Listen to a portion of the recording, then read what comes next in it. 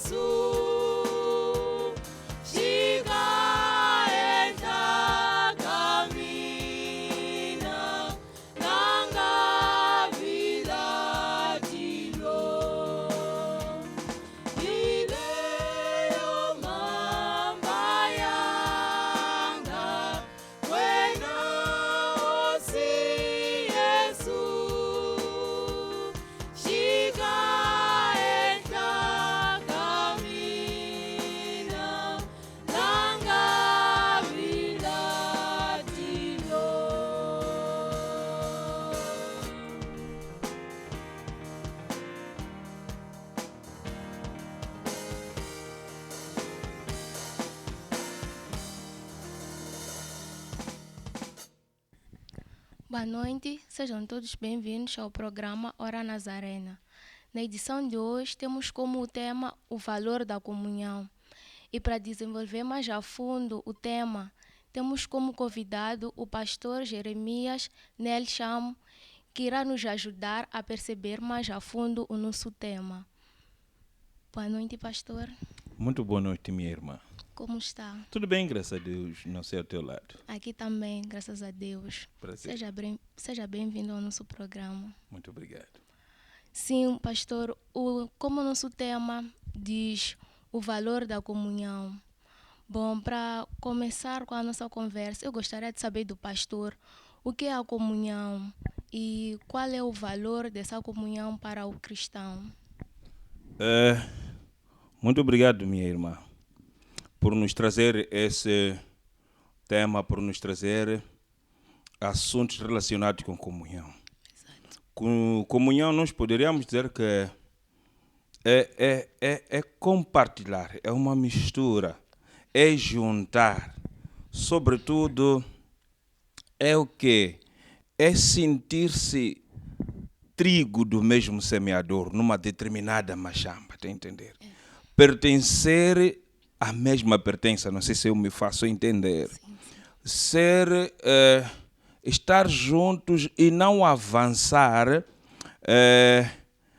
de ponto de vista de bênçãos carnais e também nem de bênçãos espirituais. Sentir por os outros irmãos que pela bênção carnal estão um bocadinho longe ou muito longe de ti e ter necessidade de partilhar com eles aquilo que é uma bênção carnal. Igualmente, se for uma bênção espiritual, você identifica as lacunas do teu irmão e logo de imediato você sente e partilha com ele. E aí estaríamos a dizer que temos uma comunhão. Normalmente a comunhão está na posição vertical. É a pessoa que está de cima que toma a iniciativa de ajudar a pessoa que está ligeiramente embaixo. Comunhão é isso aí. É juntar as coisas para todos nós. Já não existe uma coisa sua, da irmã, já não existe uma coisa exclusiva para mim. Embora podem existir aquelas que são naturalmente exclusivas, mas se posso partilhar consigo, então estamos perante uma comunhão. E o que a Bíblia fala sobre a comunhão com Deus?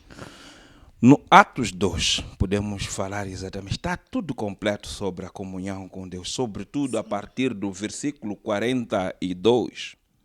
Os apóstolos, depois do Espírito Santo ter lhes tocado, etc., etc., o livro do Atos apresenta os apóstolos quando eles, imbuídos do Espírito Santo, começam a vender os seus bens individualmente em benefício de todos. A Bíblia está repleta de ações de comunhão.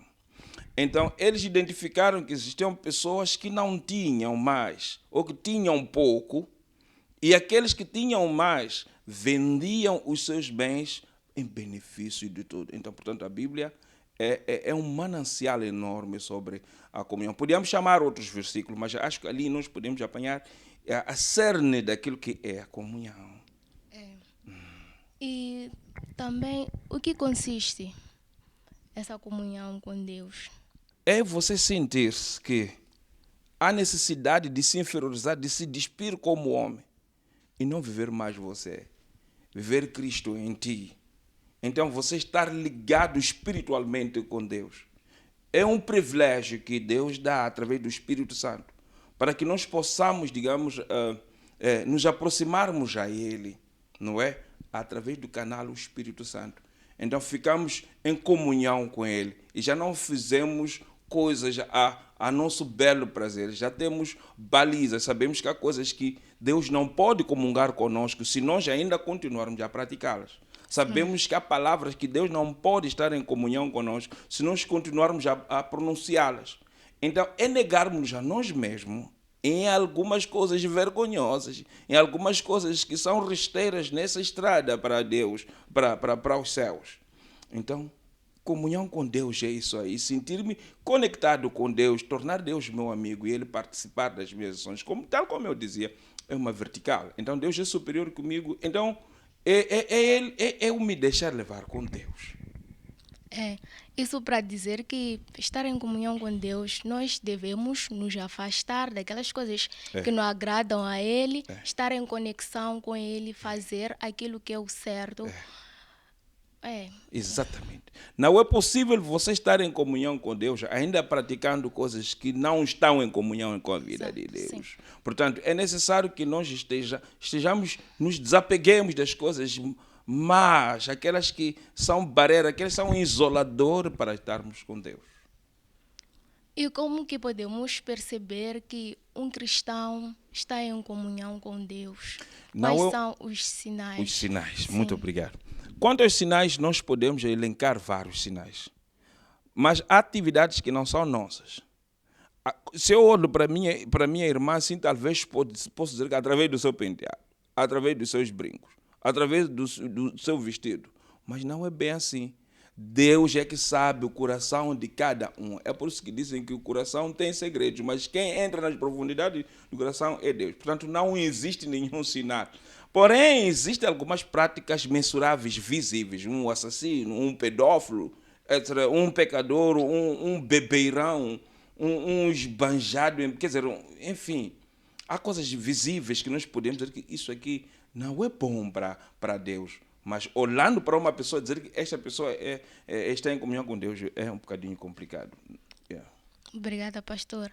Pastor, eu gostaria de saber como é que um cristão pode fortalecer uma comunhão com Deus. Temos um único antídoto, Sim, é oração. exato. Pedindo a Deus que Deus torna os nossos corações, digamos, manteiga, derretidos. Tenhamos sensibilidade com as outras pessoas e tenhamos sensibilidade conosco mesmo para que tenhamos a comunhão com Deus. Não há outro antídoto maior que esse. Não é por tirar dízimo, não é por pregar muito, mas é por reservar o tempo para falar com Deus. E Deus vai permitir através do Espírito Santo. Uau, tema bastante muito interessante. Sim. Para um irmão fortalecer a comunhão com Deus, como é que deve agir? Ou, neste caso, falo de como é que um irmão pode fortalecer uma comunhão com Deus. Falo no sentido do irmão em Cristo, como é que pode fortalecer a comunhão com Deus? Para além da componente oração, não é? É preciso que ele goste de se juntar com os outros irmãos, para que seja contaminado essa comunhão, para que ele sinta a necessidade, ao ponto de cobiçar aquilo que os budistas chamam de nirvana, até ao ponto de chegar à perfeição. É uma estrada por andar. É preciso negar-se. Estamos a dar volta no mesmo sítio, mas é preciso que o irmão, eu mesmo, me negue a mim mesmo. E eu me dedico à oração, me dedico a conhecer a palavra de Deus, a aprofundar assuntos da palavra de Deus. Outro assunto, outra coisa que costuma dizer, diga-me com quem tu andas, eu dir-te quem tu és. É preciso escolher amigos que nos façam chegar à comunhão a Deus. São vários labirintos para chegar a Deus, mas eu poderia elencar mais ou menos só esses aí, só apenas. Muito obrigada. Yeah. Sim, pastor, em jeito, o tempo nos foge. Em jeito de fecho, gostaria que o pastor deixasse as últimas considerações acerca do tema e o que mais o pastor gostaria de deixar acerca do tema, em jeito de fecho. Eu queria convidar ao irmão aí em casa, a todos nós, a mim mesmo, para que nos deixemos na correnteza das coisas do alto. Não é hoje, não é simples, não é tipo hoje eu vou acordar, escolher e ser, digamos, ter comunhão com Deus, isso acontece. Não.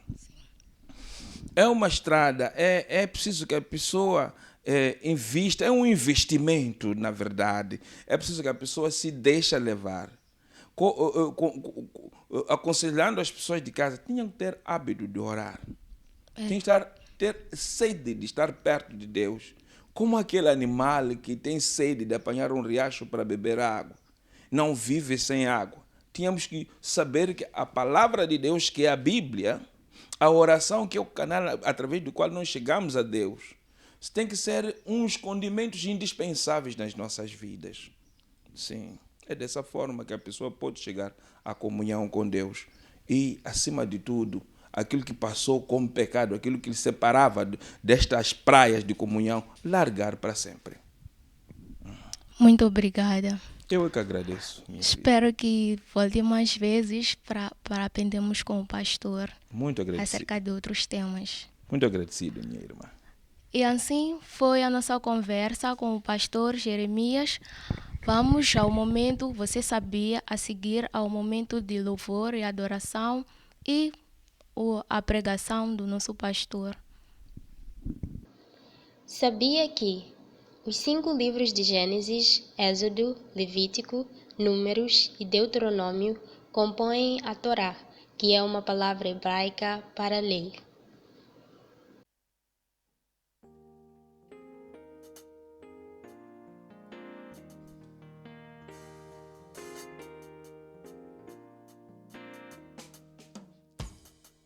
Santo Espírito, desce ao meu pobre coração, encho da presença tu, nele faz a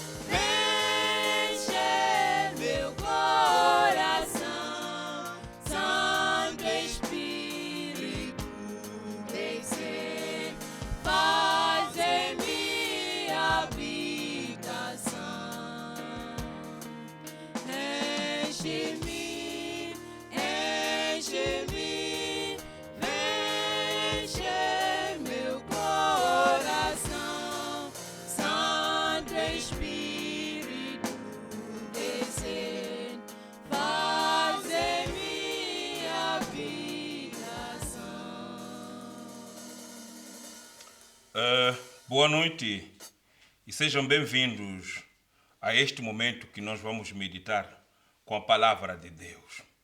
Gostaria que o irmão, junto comigo, abríssemos o livro de Salmos 133. E enquanto os irmãos vão abrindo o livro, eu aqui vou pedindo a Deus para que abençoe, para que seja Ele a dirigir essa nossa conversa. Oremos. Obrigado, nosso Deus. Obrigado, nosso Pai, por todos os seus momentos diferentes, por todas as etapas das nossas vidas. Estamos neste momento, Senhor, para tentar falar do Senhor. Dizemos tentar porque o Senhor é infinito. Nós, como humanos, não temos a capacidade suficiente de traduzir apenas em 15 minutos. Seja feita a sua vontade. Permita que esse intervalo de 15 minutos seja suficiente para que nós possamos falar com o Senhor coisas que vão nos edificar. Pedimos em nome do Pai, do Filho e do Espírito Santo, hoje e para sempre. Amém. Espero que os irmãos tenham apanhado, tenham encontrado os Salmos 133, que eu já passo a ler. Oh, quão bom e quão suave é que os irmãos vivam em união. É como o óleo precioso sobre a cabeça, o qual desce sobre a barba e da barba de Arão, e que desce até a orla suave dos seus vestes. Como o orvalho de Hermon, que desce sobre os montes de Sião, porque ali o Senhor ordena a bênção e a vida para sempre. Esta é a palavra do Senhor.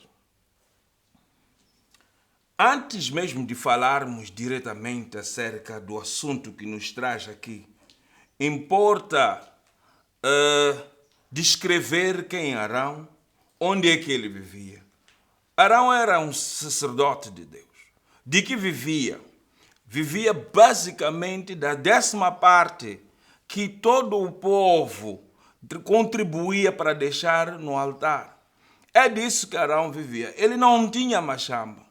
O Arão, como um Levi, também não podia ter criação, senão apenas se contentar com as contribuições dos irmãos, com a 10ª parte, dali onde ele podia sustentar a sua família. Este foi o signo de Deus. Deus decretou que as coisas fossem desta maneira. Onde ele vivia? O Arão vivia num deserto, tal como todo o povo de Israel vivia num deserto, numa zona cheia de saibro, cheia de argila, de muita poeira, onde era possível sujar o corpo, as túnicas e todas as barbas, podia sujar o cabelo, era normal isso, porque vivia numa zonas cheias de poeira. E o que nos diz o livro? Diz, quão é bom e suave é que os irmãos vivam em união. O nosso tema de hoje é o valor da comunhão. Como é bom e suave que os irmãos vivam em união. Se nós quiséssemos dizer ao contrário disso, iríamos dizer como é desagradável. E nem suave, é rugoso que os irmãos vivam separados, não vivam em harmonia. Mas nós aqui apanhamos a palavra de Deus que diz exatamente a mesma coisa. Quando é que disse isso? Provavelmente tenha sido Ezequias a cantar essa música aqui. No momento de angústia, no momento das desavenças. E ele visualiza a parte boa, visualiza a parte da comunhão. E diz, como é bom viver em união com os irmãos. Nós conseguimos identificar as boas coisas quando estamos fora, quando estamos opostos das boas coisas. É quando nós nos recordamos, é normal de um ser humano visualizar uma coisa boa. Enquanto estivermos a viver nessa coisa boa, nós não percebemos que quão é bom viver em união quando estamos separados.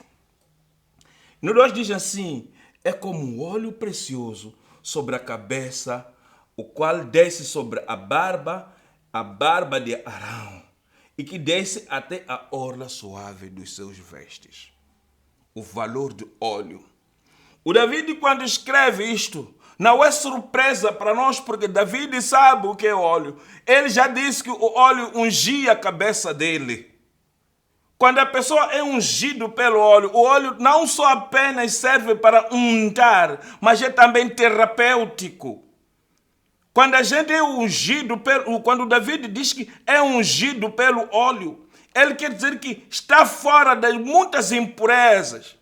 Aqueles que podiam perturbar as orelhas das ovelhas, porque David fala da ovelha. Diz que é como se estivesse a untar a cabeça, digamos, da ovelha, para que estivesse longe das impurezas, para que os bichos voadores não entrassem nas narinas da ovelha, ao ponto de chegar no cérebro e escangalhar-se com a parede.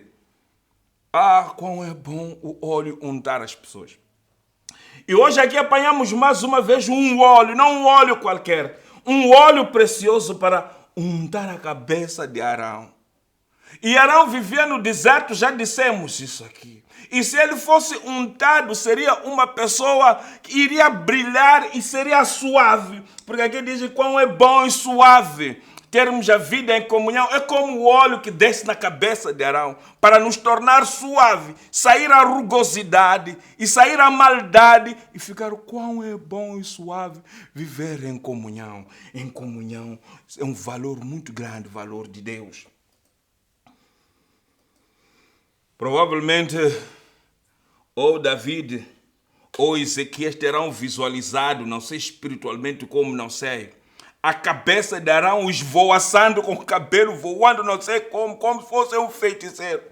Com um corpo todo sujo, encardido por causa da argila da zona onde se vive. Provavelmente tenham visto a barba, talvez, do Arão desorganizada. E talvez tenham visto até os vestes, a túnica do Arão sujo, digamos, desorganizado. E que provavelmente também tenham visto a pele do próprio Arão, todo ele cheio, digamos, de sujidade e de poeira. E eles acham que se o Arão estivesse untado, se o Arão tivesse sido derretido, o óleo suave, iria fazer ao contrário. Mas desta vez David nos apresenta um Arão suave, através do óleo, mas que se deita de cabeça vai suavizando o seu corpo, vai alisando a sua barba. A amizade é isto, a união é isto. Alisa, tira a rugosidade das nossas vidas, tira as diferenças e nos junte. E nos torna pessoas suaves e ficarmos agradáveis nos olhos de Deus. Ah, quão é bom e suave quando os irmãos vivem em união. E o 3 diz assim: como orvalho de Hermon, que desce sobre os montes de Sião, para ali o Senhor ordena a bênção e a vida para sempre.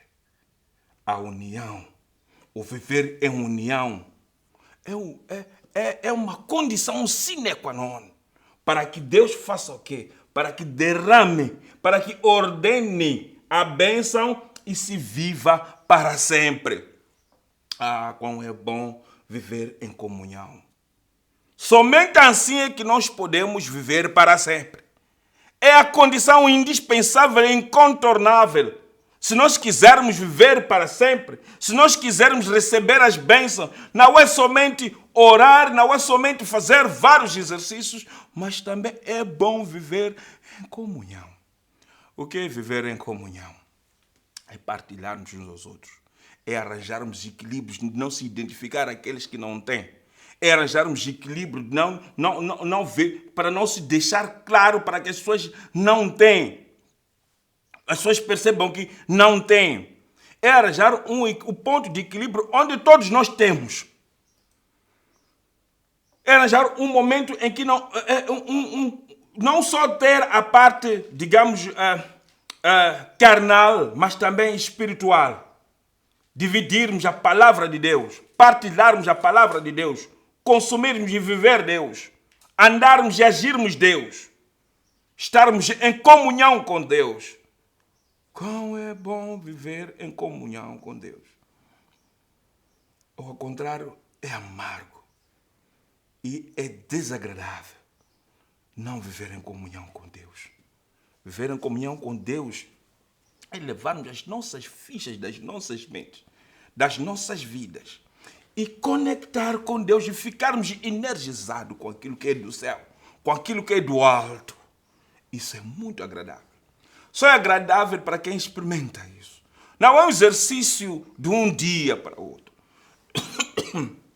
Porém, é um exercício que deve ser exercitado, passa a repetição, dia após dia, para que nós possamos consigamos afinarmos, resolvermos o nosso problema, para dizer quão é bom e agradável viver com Deus. Quero exortar ao meu irmão para que faça um exercício, faça uma introspecção. Perceba o que te desagrada de Deus. O que faz com que Deus coloque uma barreira, não te olhe. O Senhor sabe, meu irmão sabe, minha irmã sabe. Eu também sei de meu assunto. Neste momento, cada um de nós tem que entrar, fazer uma introspecção do seu assunto particular.